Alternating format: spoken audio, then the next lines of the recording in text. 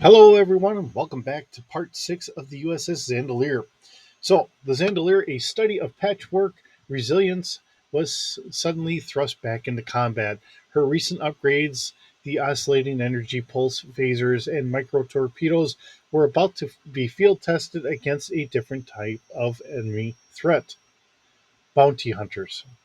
All right. The attack didn't come from the Obsidian Hand's sophisticated bioagents, but from a coordinated ambush in a remote, dust choked nebula in the Beta Quadrant. The Zandilar was en route to deliver humanitarian aid to when three small, heavily modified, and unregistered vessels dropped from warp. Surrounding the Starfleet ship instantly, Commander Thorne was the first to react, his Vulcan logic overriding the surprise. Intruders detected, Captain. Three vessels, non Federation, armed with high yield plasma cannons and magnetic torpedoes. Their hull signatures indicate highly reinforced civilian grade modifications, like bounty hunters. Bounty hunters? For what? Nora asked, gripping her command chair. Lieutenant Val Casas, already on or at security console, scanned the ship's faint transporter signals. Captain, I'm detecting fragments of encrypted chatter. They're not looking for supplies. They're after the ship itself or someone on it. Specifically, they're mentioning a unique biological specimen and a high Federation reward. The meaning hit Nora instantly. They were after Jason's goo. The Obsidian Hand, or someone aware of the nanite research, had likely put a high price on the biological remains. Red alert, shields at full. Val allocated power to the new phaser banks. Sierra set a chaotic evasive pattern using the nebula's gravitational distortions to our advantage. Nora barked. Let's see, the bounty hunters, confident in their numbers and aggressive modifications, opened fire immediately. Plasma bolts slammed into the Zandilar's shields, causing the deck to vibrate, but the ship's freshly repaired systems held firm. Daniel Key and Dana Debbing monitored the power flow from engineering. The stability of the conduits, now a testament to their hard work. Phasers charged, Captain, Val reported, ready for enhanced phaser fire or enhanced pulse fire. Target their weapon ports. Fire, Nora commanded. The Zandilar's phaser array roared to life. Instead of the steady monolithic beam of standard phasers, three distinct oscillating energy pulses struck the lead bounty hunter ship. The ship's cobbled together adaptive shield sputtered, unable to lock onto the consistently shifting frequencies. The beams punched through their defenses, vaporizing the ship's primary plasma emitter. Shields penetration confirmed.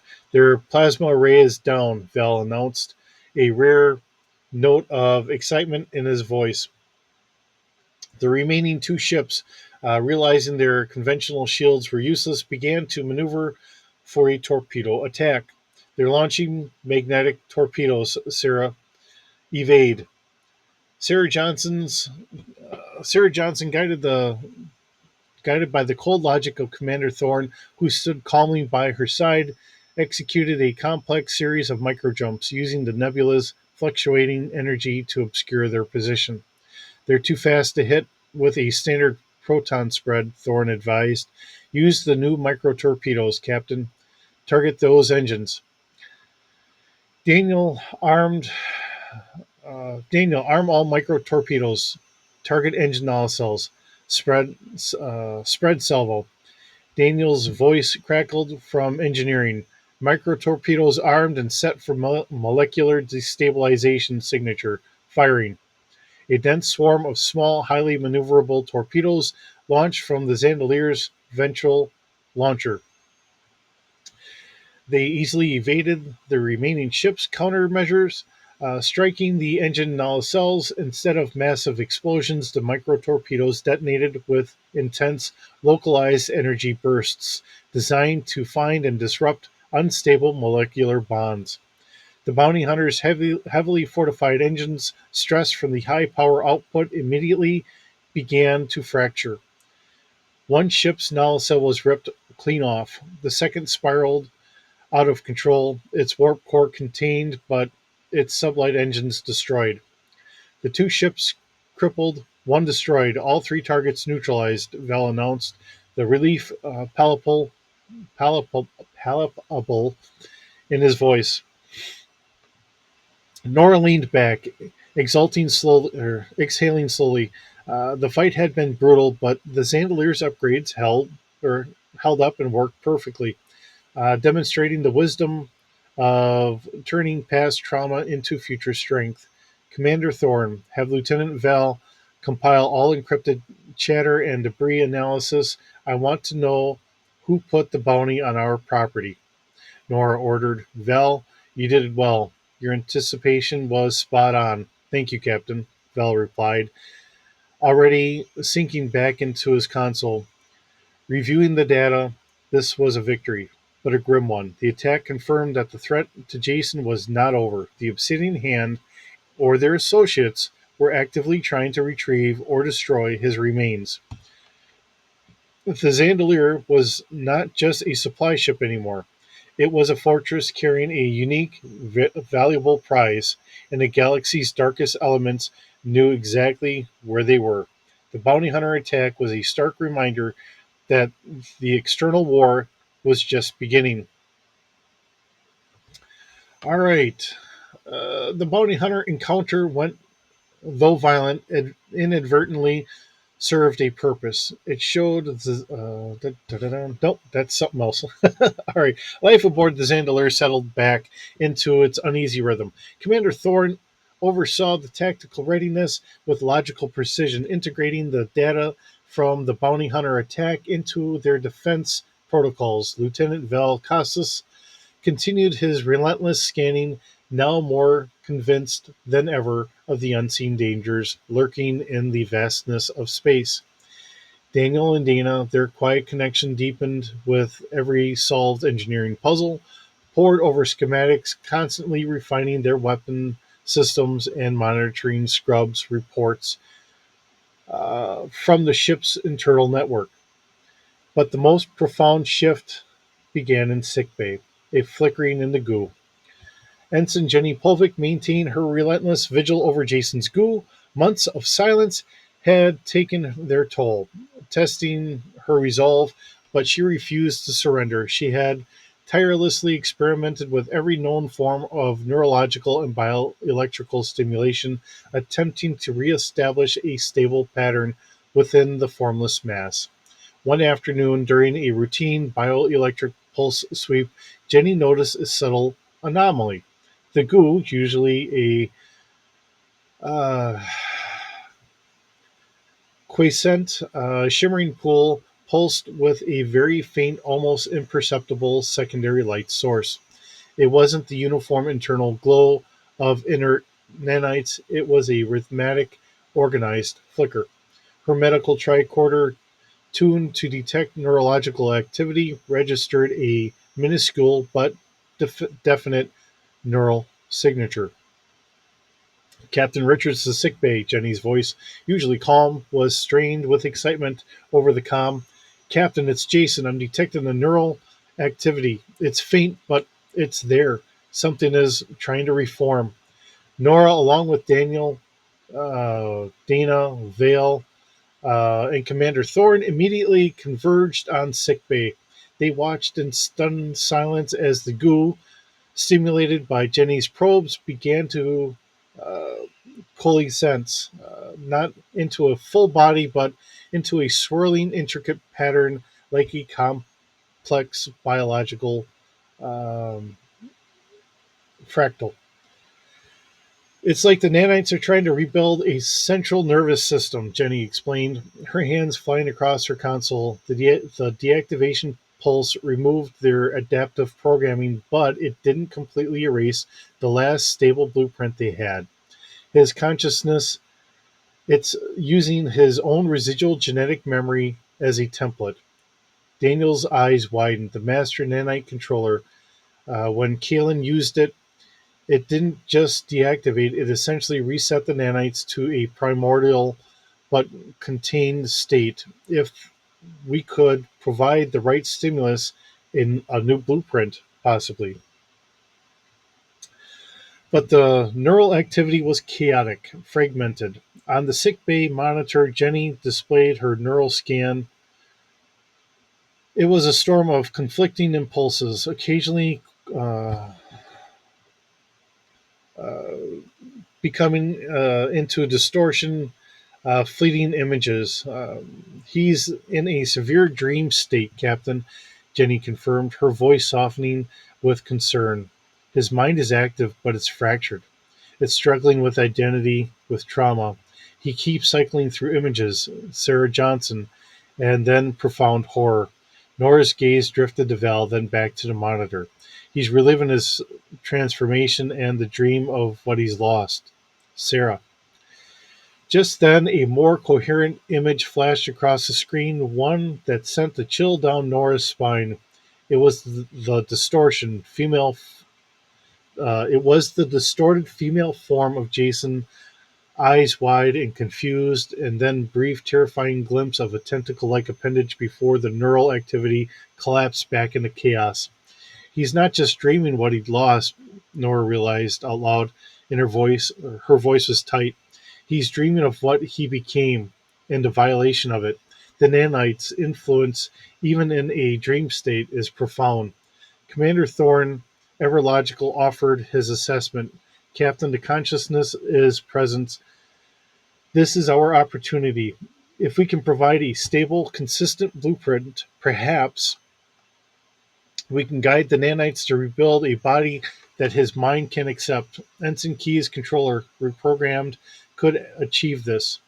Daniel nodded, already visualizing the complex programming. We need to override the chaotic subconsciousness templates and inject a clear, stable genetic structure. But what form, Captain? His original male form might be rejected as a foreign signal to the nanites now. His previous female form clearly causes him profound psychological distress. The question hung heavy in the air. Jason was trying to return, but to what? And could they morally choose a form for a mind tormented by the very concept of his own shifting identity?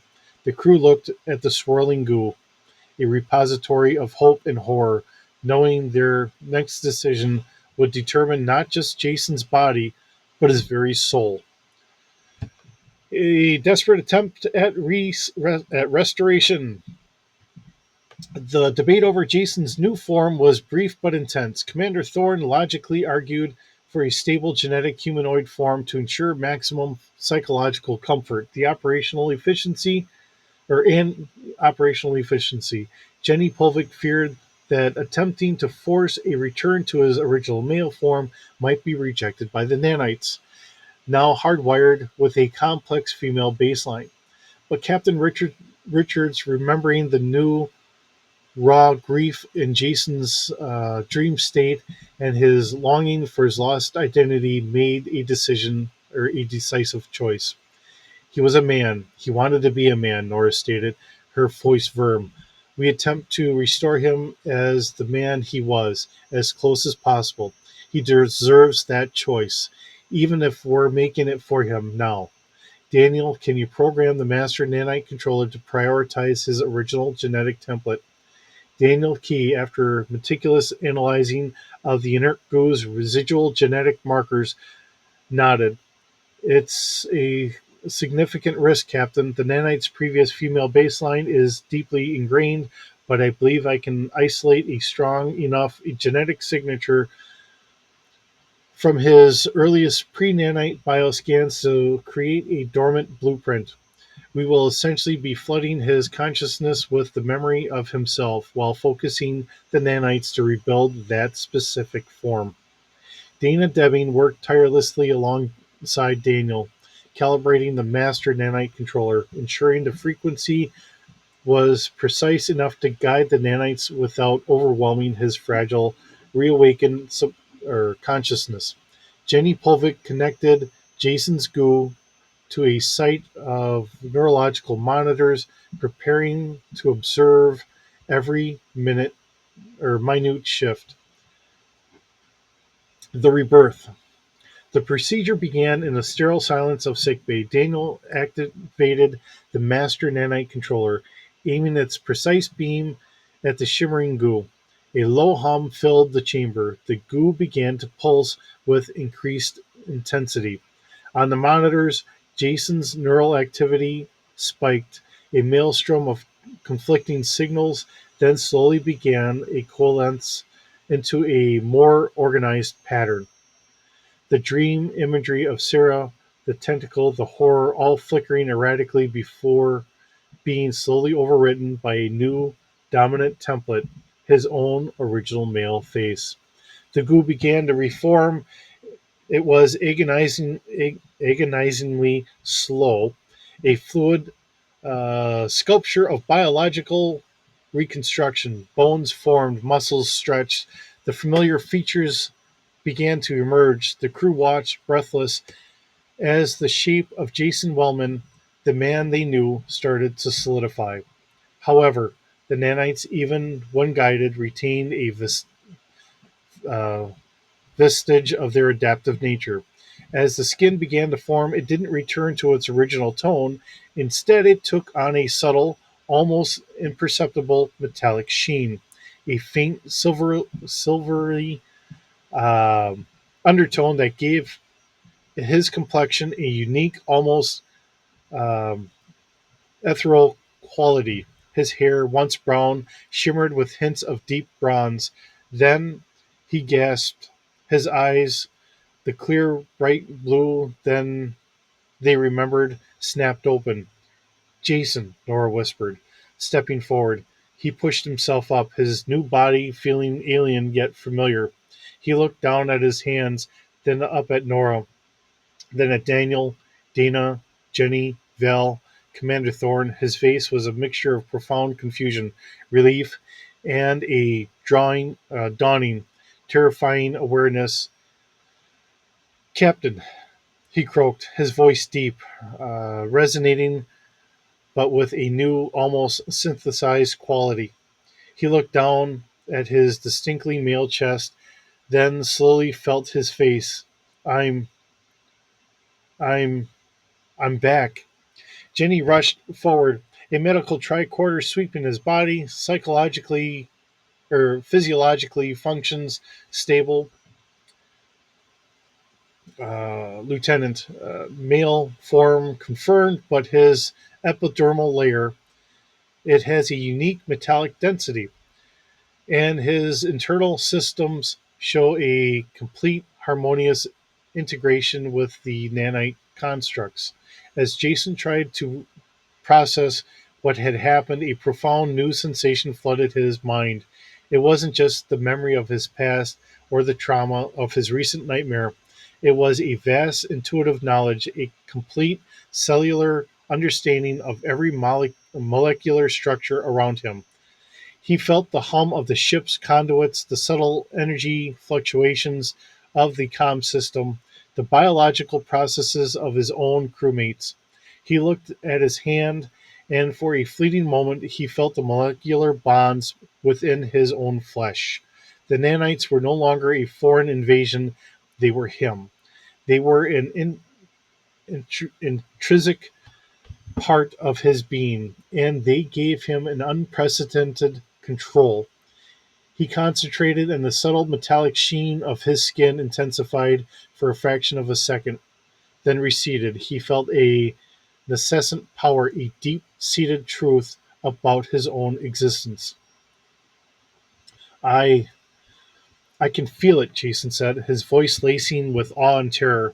The nanites, they're still here inside me, but they're they're part of me now. He looked at Nora, his eyes wide with a profound, almost frightening understanding. I can be whatever I want or need to be. The unspoken implication hung heavy in the air. Jason was no longer just Jason Wellman, the man. He was Jason Wellman, a nanite enhanced human, a living adaptable weapon possessing a functional understanding of molecular structure and the terrifying ability to manipulate his own form. He was male again, but forever changed, a bridge between two worlds, and a living testament to the terrifying power and potential of the obsidian hand. The Zandilar's greatest tragedy had become its most unique asset, but at what personal cost? All right. Echoes in the Dark, the Obsidian Hand's new army. Unknown to the crew of the Zandalir, the events unfolding in Sickbay were merely a prelude of a far greater, more terrifying development. Deep within a desolate, uncharted nebula, cloaked by a sophisticated distortion field, lay the Obsidian Hand's true sanctuary, a vast bioengineering secret outpost. This was no mere research facility. It was a factory, a forge for a new kind of soldier. Within its central cavernous chamber, bathed in an eerie, pulsating violet light, stood row upon row of gleaming biotubes, each tube filled with a nutrient-rich um, amniotic fluid, cradled a developing body. These weren't clones in the traditional sense, but sophisticated nanoids. The Obsidian Hand's terrifying new troops. The nanoids, a new breed of soldier. Um, let's see here. All right, trying to get another species. All right, trying to pass over that. At the heart of the chamber, the architect of chaos. At the heart of the chamber, observing the rows of nascent soldiers, stood the shrouded figure of the Obsidian Hand's leadership. They were beings of various species, their faces often obscured by cloaks or environmental suits. Their collective purpose, a terrifying fusion of scientific ambition and ideological zeal. One figure taller and more imposing than the rest, raised a hand towards the central holographic display. The display projected tactical simulations, Starfleet formations being torn apart, colonies falling under swift surgical strikes, and key strategic locations being secured without a single um, biological soldier. The nanoids were approaching optimal readiness.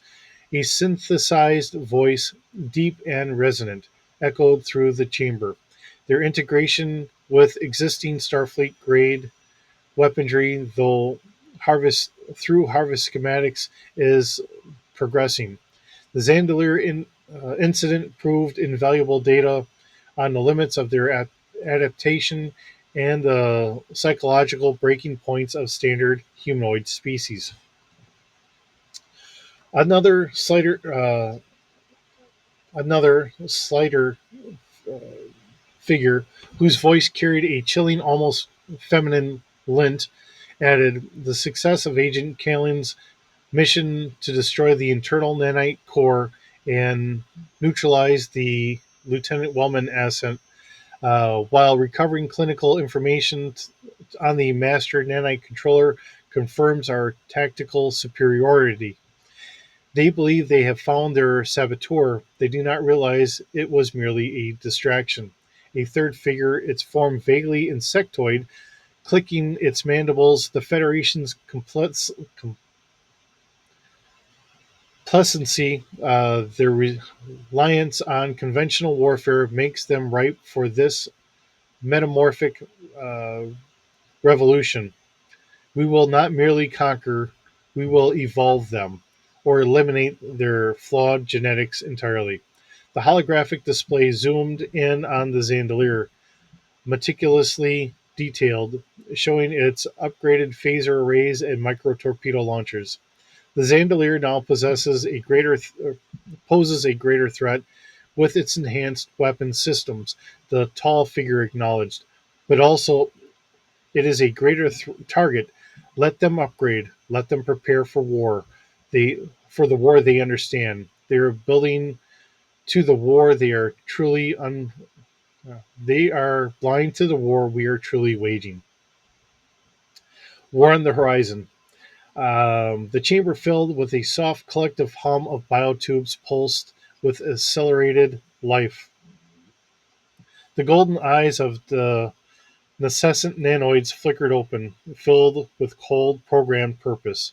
The obsidian hand had moved beyond mere sabotage and bioweapons. They had created an army, a perfect, adaptable, emotionless fighting force, and the Zandilar continued its patrols, unaware of the burdening horror, the true war, a war of the very definition of life and evolution, was about to begin. The fate of the galaxy, now a chessboard awaiting its first move.